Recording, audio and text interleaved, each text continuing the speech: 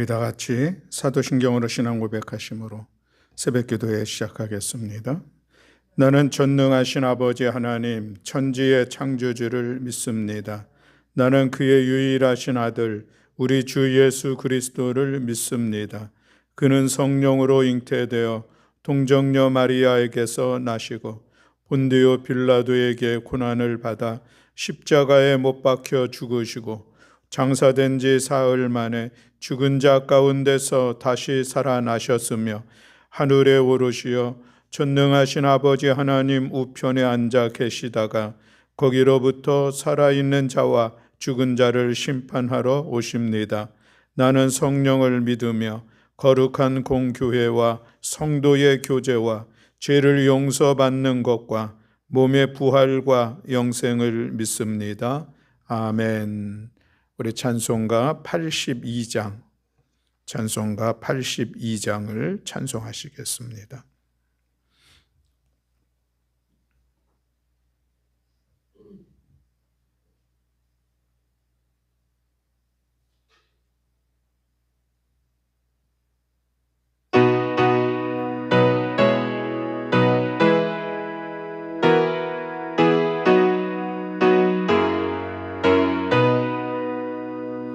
성부의 어린 양이 죄 지고 가시니 내 몸에 당한 영벌 다 대신하셨네. 내 죄가 추악하나 그 피로 씻으면 눈같이 희게 되어 티 하나 없으리.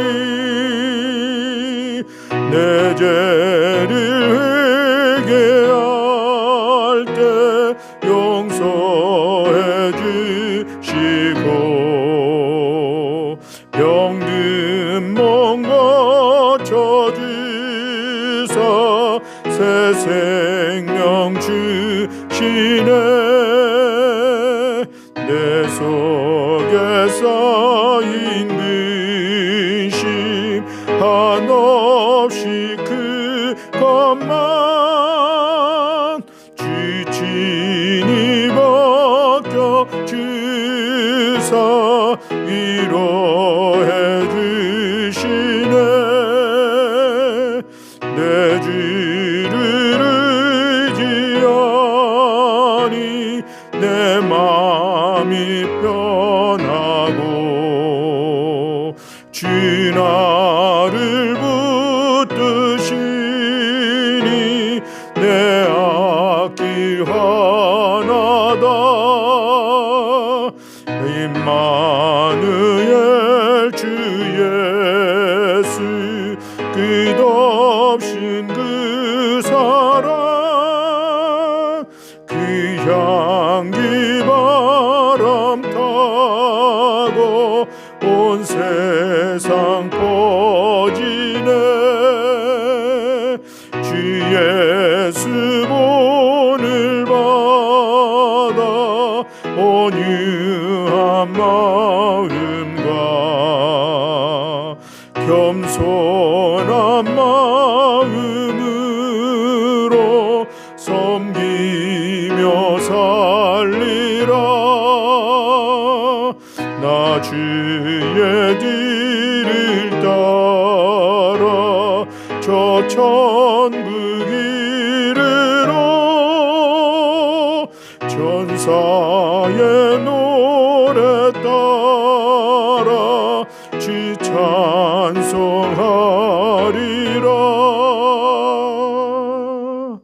아멘.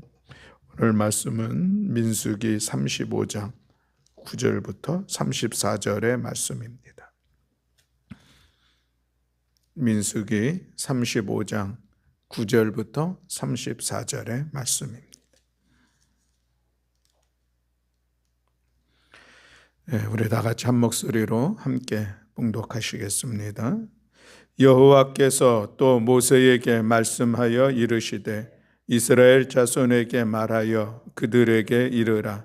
너희가 요단강을 건너 가나안 땅에 들어가거든 너희를 위하여 성읍을 도피성으로 정하여 부지 중에 살인한 자가 그리로 피하게 하라. 이는 너희가 복수할 자에게 도피하는 성을 삼아 살인자가 회중 앞에 서서 판결을 받기까지 죽지 않게 하기 위함이니라. 너희가 줄 성읍 중에 6을 도피성이 되게 하되 세 성읍은 요단 이쪽에 두고 세 성읍은 가나안 땅에 두어 도피성이 되게 하라. 이 6 성읍은 이스라엘 자손과 타국인과 이스라엘 중에 거류하는 자의 도피성이 되리니 부지 중에 살인한 모든 자가 그리로 도피할 수 있으리라.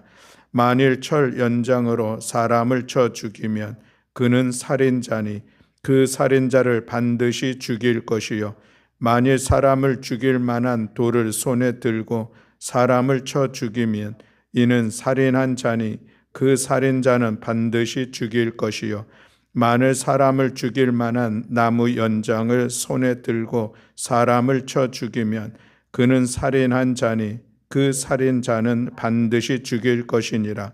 피를 보복하는 자는 그 살인한 자를 자신이 죽일 것이니 그를 만나면 죽일 것이요 만일 미워하는 까닭에 밀쳐 죽이거나 기회를 엿보아 무엇을 던져 죽이거나 아기를 가지고 손으로 쳐 죽이면 그 친자는 반드시 죽일 것이니 이는 살인하였음이라.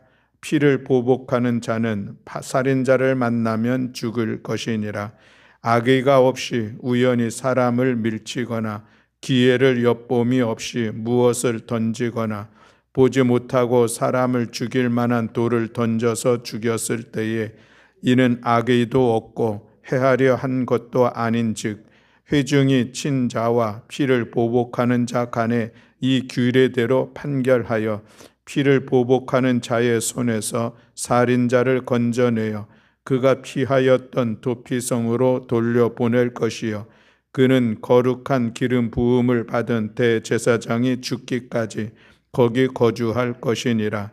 그러나 살인자가 어느 때든지 그 피하였던 도피성 지경 밖에 나가면 피를 보복하는 자가 도피성 지경 밖에서 그 살인자를 만나 죽일지라도 피 흘린 죄가 없나니 이는 살인자가 대제사장이 죽기까지 그 도피성에 머물러야 할 것임이라.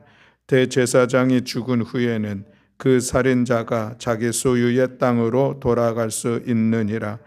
이는 너희의 대대로 거주하는 곳에서 판결하는 규례라.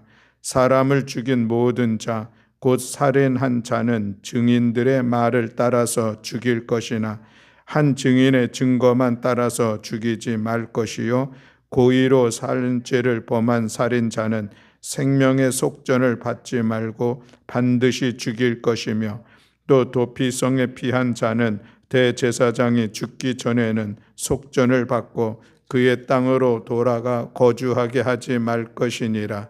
너희는 너희가 거주하는 땅을 더럽히지 말라. 피는 땅을 더럽히나니 피 흘림을 받은 땅은 그 피를 흘리게 한 자의 피가 아니면 속죄함을 받을 수 없느니라. 너희는 너희가 거주하는 땅, 곧 내가 거주하는 땅을 더럽히지 말라. 나 여호와는 이스라엘 자손 중에 있음이니라. 아멘. 할렐루야. 아멘. 이제 우리 내일이면은 민수기 36장의 말씀을 마무리하게 됩니다. 다음 주일부터는 우리 신명기의 말씀을 같이 나누게 되는데 우리 박상일 목사님께서 은혜의 말씀으로 이 새벽에 함께 하게 될 것입니다. 이제 오늘 우리는 35장 하반절에 있는 말씀을 같이 나누고자 하는데 도피성에 대한 그런 말씀이 기록되어져 있는 것을 우리가 볼 수가 있죠.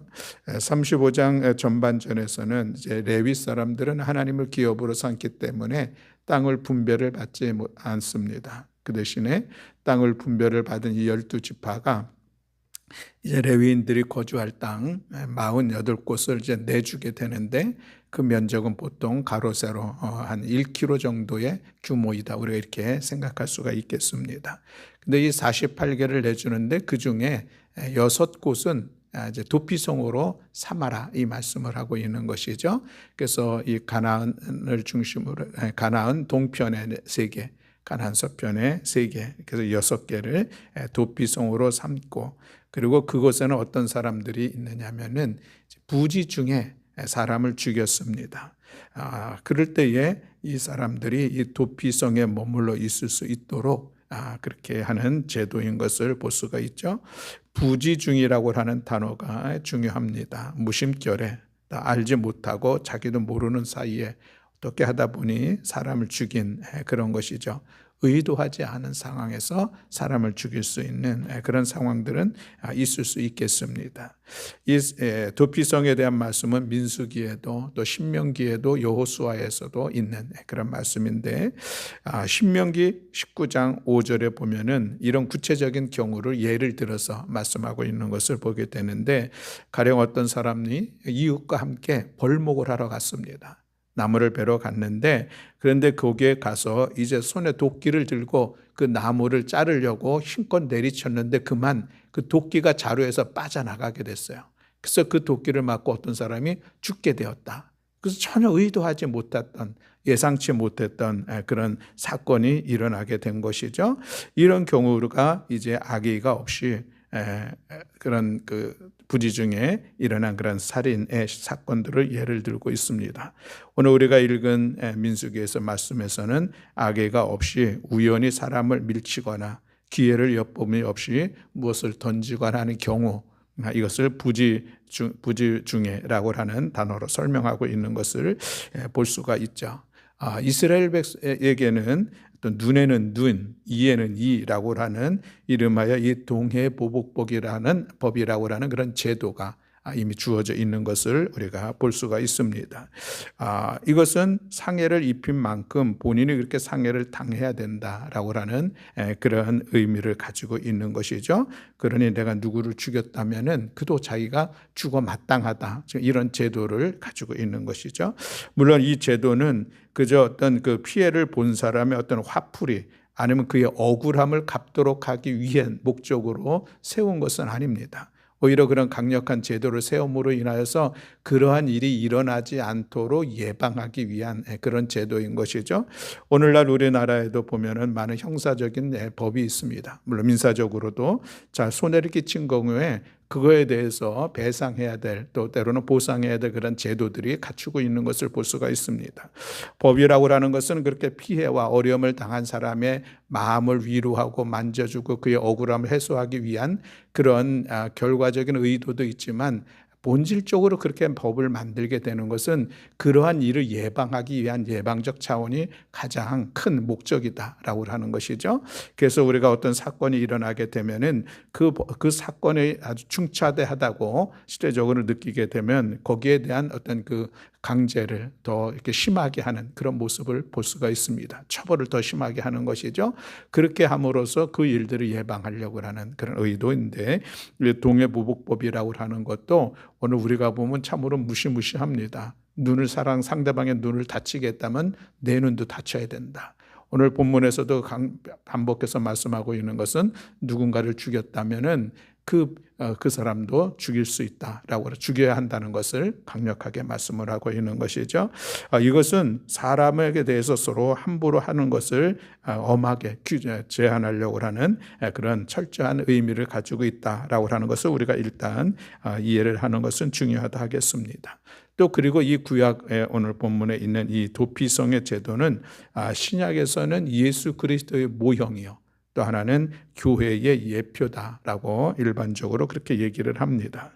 이 도피성을 6군데에다가 세우게 되는데, 근데 그곳에서 이 부지 중에 사람을 죽이게 된 이 죄, 참으로 큰 죄이고 누군가에게 큰 아픔을 주는 그런 일들이지만, 그러나 그가 그럼에도 불구하고 본인의 의도가 전혀 없기에 그를 좀 이렇게 도피성에서 또 피하여 그의 잘못을 속량해 주려고 하는 그런 모습이 있는 것이죠. 이것이 바로 예수님의 그런 모형이고 또 교회의 예표다라고 하는 것입니다.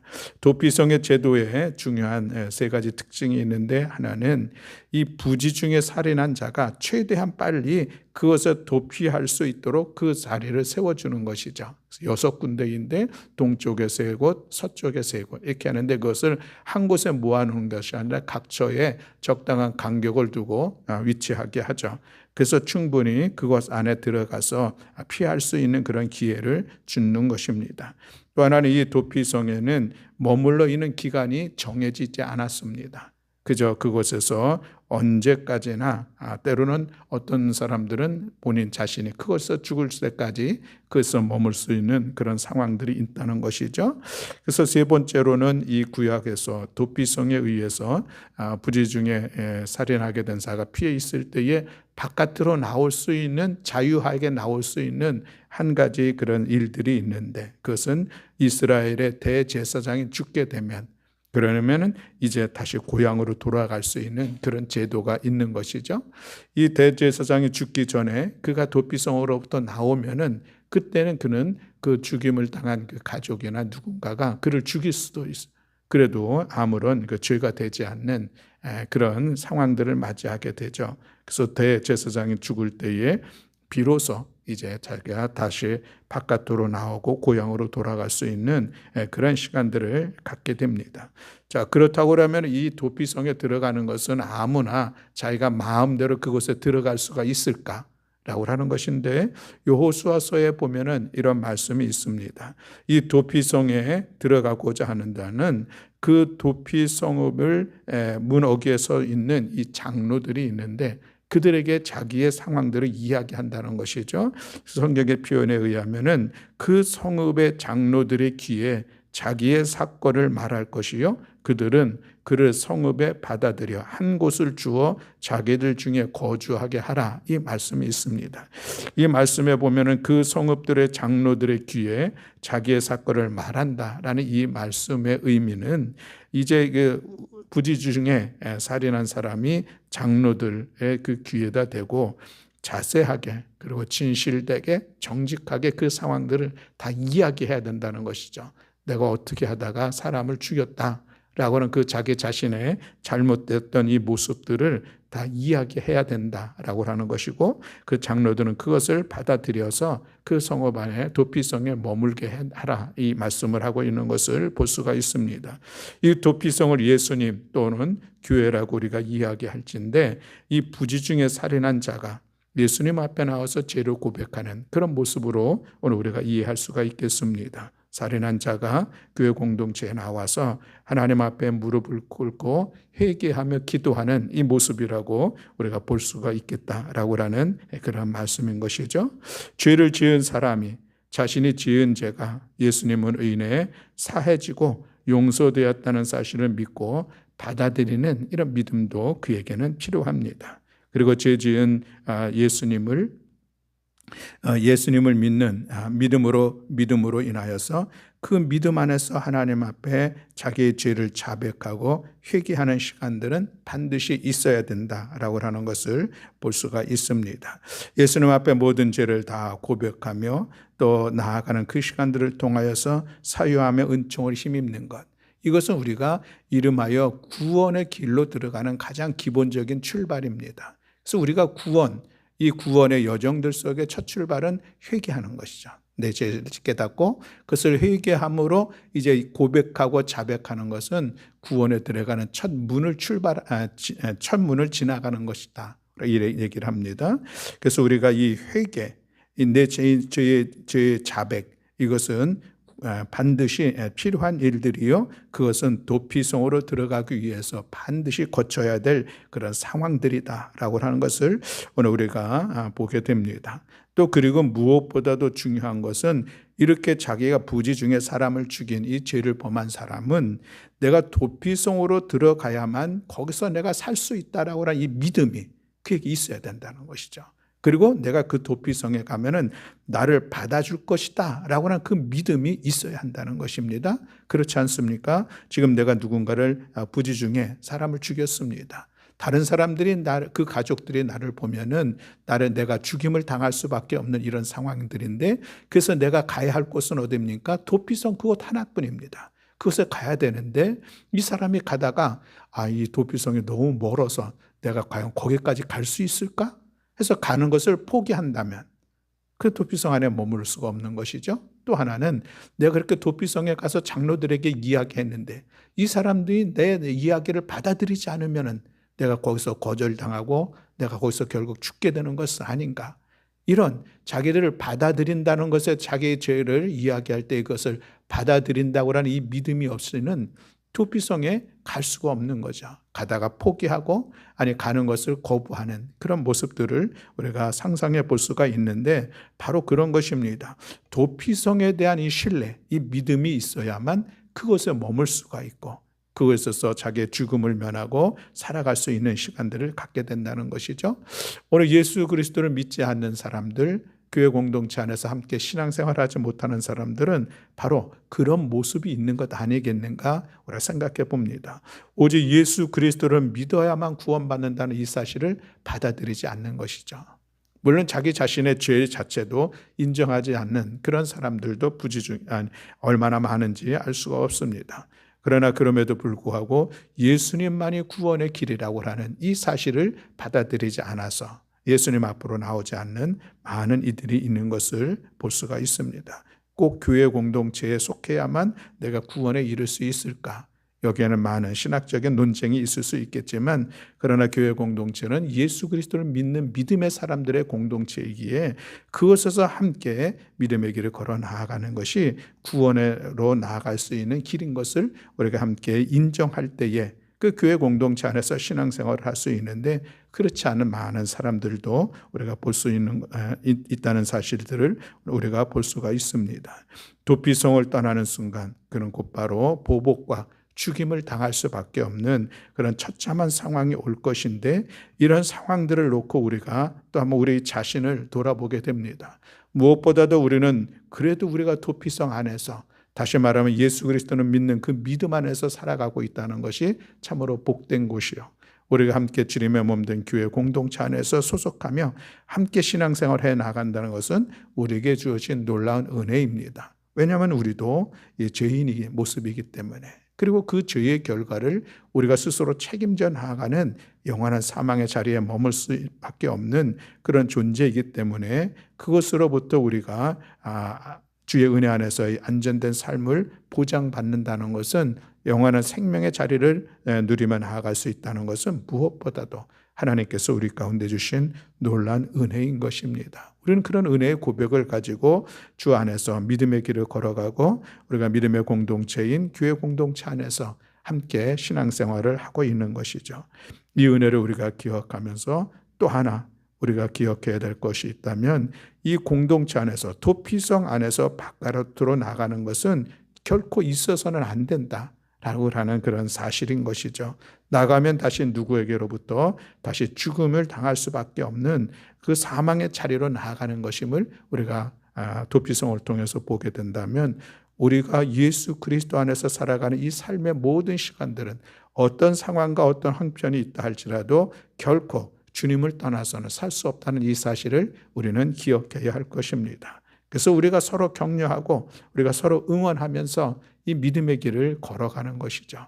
그런 의미에서 교회 공동체는 그 무엇보다도 우리가 함께 우리 인생의 마지막까지 천성을 향하여서 나아가는 그 순간까지 우리가 믿음의 길을 걸어갈 수 있는 영원한 구원의 자리에 나아갈 수 있는 아주 중요한 은혜의 공동체다라고 하는 이 믿음을 가지고 우리가 때로는 교회 생활을 하면서 또 함께 신앙의 길을 걸어가면서 의도치 않게 또 서로에게 어려움을 주고 불편한 모습들이 있고 또 때로는 상처를 주는 그런 시간들이 있을 수도 있겠습니다. 그러나 그럼에도 불구하고 우리가 떠나지 말아야 할 것, 이것이 도피성인 것을 기억하면서 주님의 몸된 공동체 안에서 우리가 힘을 다하여 서로를 사랑하고 돌보며 믿음으로 나아가는 우리 모두가 되어야 할 줄로 믿습니다. 그러기에 또 우리는 그런 믿음을 가지고 있다면 누군가가 이 도피성 안으로 들어올 수 있는 그 문을 활짝 열어놓는 것은 또 이미 우리가 그 도피성 안에 머물러 있는 사람으로서 마땅히 우리가 해야 될 우리의 몫이다라고 하는 그런 모습인 것이죠. 누군가가 지금 부지부식 중에 죄를 살인죄를 범했습니다. 그래서 이 공동체 도피성 안에 들어와야만 살 수 있는데 들어오려고 하는데 그것을 방해한다면, 너는 이래서 안 되고 너는 이래서 안 되고 그것을 제한한다면 그것은 있을 수 없는 일들이죠. 오늘 본문에도 보면은 이스라엘 유대인들뿐만이 아니라 타국인도 누구든지 그 도피성 안에 들어올 수 있는 자격을 하나님께서 부여해 주셨습니다. 다시 말하면 이 교회 공동체는 세상을 향하여서 활짝 열려 있어야 된다는 것이죠. 누구든지 들어와서 함께 신앙 공동체의 구성원으로서 살아갈 수 있는, 같이 믿음의 길을 걸어갈 수 있는 그런 자격들이 주어졌다라고 하는 것을 우리가 기억하는 것은 참으로 중요합니다. 교회 공동체의 건강함을 우리가 이야기하게 되는데, 어떤 교회 공동체가 건강합니까? 누구든지 와서 함께 믿음의 길을 걸어갈 수 있다면 그 교회 공동체 안에서 누구도 비판받지 않고 비난받지 않고 서로의 연약함과 부족함들을 서로 돌보면서 배려하면서 공동체를 세워갈 수 있다면 그 공동체는 참으로 건강한 교회 공동체의 모습입니다. 예수님의 십자가가 그렇지 않습니까? 예수님의 십자가의 구원의 은혜를 입은 사람들은 어떤 조건과 자격이 갖추어져 있지 않습니다. 그저 예수 그리스도를 믿는 믿음의 사람이면, 예수님을 나의 주인으로 구세주로 영접하는 사람이면 누구든지 믿어 영생에 이를 수 있고 구원의 자리에 이를 수 있다는 이 사실을 우리가 기억하면서, 이미 우리는 도피성 안에 머물러 있는데 누구든지 우리와 함께 영원한 생명을 누리면서 나아갈 수 있는 일들은 우리가 감당해야 될 우리의 몫들입니다. 우리가 그런 마음을 가지고 그런 시선을 가지고 우리 교회 공동체 안에 들어오는 많은 사람들을 서로 품고 서로의 연약감을 인정하면서 잘 사랑으로 잘 이끌어가는 우리 모두가 되어야 할 줄로 믿습니다. 혹이나 나로 인하여서 누군가가 우리 함께 교회 공동체를 안에서 생활하는데 상처받고 어려움을 당하고, 그래서 그가 혹여나 이 도피성을 떨쳐 나아갈 수밖에 없는 그런 상황을 만든다고 하면은 그것은 참으로 안타까운 일들입니다. 누구라도 부끄러운 과거가 있다면은 거기에 대해서 물을 것도 아니겠습니다. 과거의 문제들이 이미 예수님 은혜 안에서 다 해결되었다고 하는 이 믿음을 가지고 오늘 우리가 함께 더불어 나아가는 것입니다. 그리고 내일을 향해서 소망의 발걸음을 함께 행하며 나아가는 것입니다. 이것이 우리 교회 공동체의 모습인 것을 우리가 기억하기를 원합니다. 아름다운 사랑의 규제를 이루는 것, 서로를 상호 존중하면서 서로 겸손함으로 섬겨지는 공동체의 모습, 이것이 오늘 우리 교회 공동체의 모습이 되어야 할 줄로 믿습니다. 함부로 대하거나 누군가에게 눈치를 주거나 함께 믿음의 길을 걸어가는 일들 가운데 부담감을 주는 것은 결코 있어서는 안 된다는 이 사실을 우리가 다시 한번 기억하면서, 도피성, 이미 우리가 그 안에 있음을 기억하고 그것이 우리에게는 큰 은혜인 것을 기억하며 더불어 함께 우리 교회 도피성이라고 하는 이 교회 공동체를 예수 그리스도 안에서의 이 신앙의 길들을 우리가 서로 격려하며 아름답게 세워가는 우리 모두가 되어지기를 주님의 이름으로 간절히 축원합니다. 아멘. 오늘 지구와 생명을 살리는 거룩한 실천 7가지 중에 오늘은 목요일입니다. 생명 정원을 돌보고 가꾸겠습니다 라고 하는 것인데, 여러분 집으로 가정으로 갖고 간 이 화분이 잘 자라고 있습니까? 네, 정성을 다해서 잘 돌보는 그런 시간들을 갖기를 원합니다. 일주일에 한 번 목요일만 내가 돌보면 되겠다가 아니라 늘 돌보는 마음, 특별히 목요일 날에는 좀 더 사랑의 마음을 가지고 그 의미를 되새기면서 다시 한번 손길을 한번 더 줄 수 있는 시간들, 물을 다시 한번 더 줄 수 있는 시간들, 그런 시간들을 갖는 것이 오늘 우리 목요일 날 행하는 그런 일들입니다. 이것을 통해서 우리가 어떤 자연의 한 생명을 우리가 느낄 수 있다면 참 은혜인 것이죠. 그리고 자연의 소중함들을 우리가 깨달을 수 있다면 귀한 일들입니다. 오늘도 생명 정원을 잘 돌보고 가꾸는 우리 모든 교우들이 되기를 간절히 소망합니다. 아멘. 기도하겠습니다. 사랑과 은혜가 많으신 하나님 아버지, 감사합니다. 오늘 도피성에 대한 말씀을 함께 나누었는데, 이것은 우리가 예수 그리스도 안으로 나아가는 것, 또 우리가 예수 그리스도를 믿는 믿음의 사람들이 함께 모이는 교회 공동체의 모습인 것을 우리가 기억하면서 함께 말씀을 나누었습니다.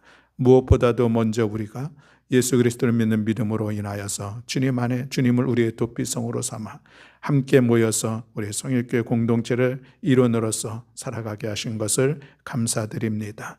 우리가 이 공동체 안에서 서로 사랑하면서 서로 존중하면서 서로 낮아져 겸손함으로 섬기면서 우리가 가야 될 이 천성을 향한 믿음의 여정들을 힘써 이루며 나아가는 우리 모두가 되게 하여 주시옵소서. 또한 하나님, 누군가가 이 도피성으로 들어오고자 할 때에 기꺼이 기쁨으로 그들을 맞이하면서 함께 신앙의 길을 걸어가는데 우리가 앞장선 먼저 된 자로서 잘 돌보고 보살피며 함께 손을 내밀고 붙잡아서 이 믿음의 길을 잘 이끌어가는 우리 모두가 될 수 있도록 은총 허락하여 주시옵소서. 우리 성일 공동체가 신앙 안에서 더욱더 건강하고 또 성숙하고 아름다운 믿음의 공동체를 세워가기를 원합니다. 누구든지 우리 성일교회에 와서 함께 기쁨으로 감사함으로 신앙생활을 잘 영위할 수 있도록 먼저 된 저희들이 잘 섬기고 또 사랑으로 이끌 수 있는 넉넉한 은혜도 주여 더하여 주시고 이곳에서의 우리의 이 귀한 섬김의 모습들이 하나님의 은혜를 마음껏 누리며 하나님의 역사함을 또 증거하며 나아가고 많은 이들을 이 도피성으로 인도하는 우리 모두가 될 수 있도록 함께하여 주시옵소서. 하나님, 오늘 목요일 날 우리가 생명 정원을 가꾸는 일들을 하고자 합니다. 우리에게 이 자연을 바라볼 수 있는 믿음의 눈도 주시고 또 우리가 그 생명을 통하여서 하나님의 영원한 생명을 바라볼 수 있는 은혜도 더하여 주시어서 오늘 특별한 마음을 가지고 우리에게 나누어 준 이 화분을 잘 가꾸고 돌보는 복된 한 날이 되게 하여 주시옵소서. 오늘도 주님 전에 나와서 기도하는 사랑하는 성도들을 주께서 기억하시고 이 모양 저 모양 삶의 문제들을 주님의 도우심을 구하며 하나님의 은혜를 구하며 기도할 때에 하나님 역사하여 주시고 하나님의 은혜를 베풀어 주시옵소서. 그렇게 하실 여호와 하나님을 찬양하며 우리 주 예수 그리스도의 이름으로 기도드렸습니다. 아멘. 하늘에 계신 우리 아버지여, 이름이 거룩히 여김을 받으시오며 나라가 임하시오며 뜻이 하늘에서 이루어진 것 같이 땅에서도 이루어지이다. 오늘 우리에게 일용할 양식을 주시옵고 우리가 우리에게 죄 지은 자를 사하여 준 것 같이 우리 죄를 사하여 주시옵고 우리를 시험에 들게 하지 마시옵고 다만 악에서 구하시옵소서. 나라와 권세와 영광이 아버지께 영원히 있사옵나이다. 아멘.